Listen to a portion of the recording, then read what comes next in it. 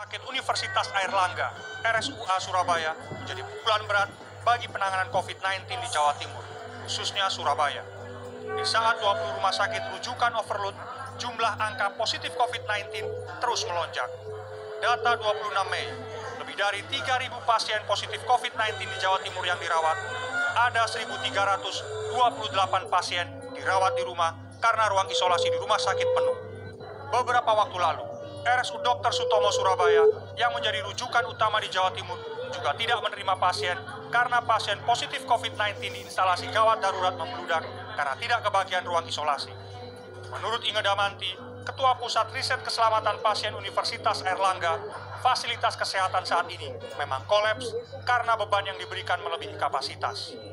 Menurutnya, hal ini disebabkan karena kebijakan pemerintah yang tidak konsisten, protokol kesehatan yang kurang ketat, dan fasilitas kesehatan yang kurang memadai.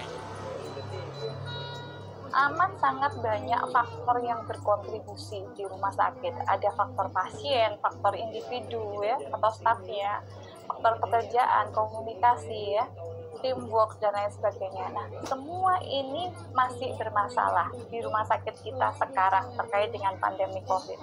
Nah, dengan kondisi yang seperti itu, misalkan dengan dukungan pemerintah yang kurang kuat atau dengan kebijakan dari pemerintah yang ambigu ya, itu akan membuat beban pelayanan kesehatan kita itu semakin berat ya, karena mereka harus tetap melayani pasien dengan APD yang seadanya ya kan, karena itu memang sebagai bagian tuntutan dan profesinya. Mereka juga mempertaruhkan keselamatan mereka dan keluarga mereka karena mereka terus memberikan pelayanan kesehatan tidak hanya di Indonesia tetapi di seluruh dunia itu sudah kolaps ya, sudah kolaps karena COVID ini. Inge mengatakan, kondisi ini berdampak langsung pada keselamatan pasien dan tenaga kesehatan. Penularan COVID-19 yang dialami sejumlah tenaga kesehatan di rumah sakit dan staf laboratorium ITD Universitas Airlangga menjadi bukti nyata. Per Rabu 27 Mei, ada 2 perawat dinyatakan positif COVID-19. Sementara itu, manajemen Universitas Airlangga mengakui penutupan sementara ini disebabkan karena kurangnya tenaga kesehatan yang tertular virus COVID-19 dan keterbatasan kapasitas rumah sakit.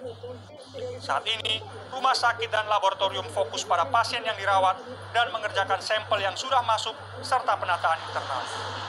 Alasan kenapa rumah sakit Universitas Airlangga membatasi layanan karena memang kapasitas yang tersedia sudah mendekati overload. Jadi pada saat Lebaran kemarin terjadi peningkatan secara signifikan sehingga jumlah kasusnya itu meningkat dan itu harus kita layani yang datang ke rumah sakit.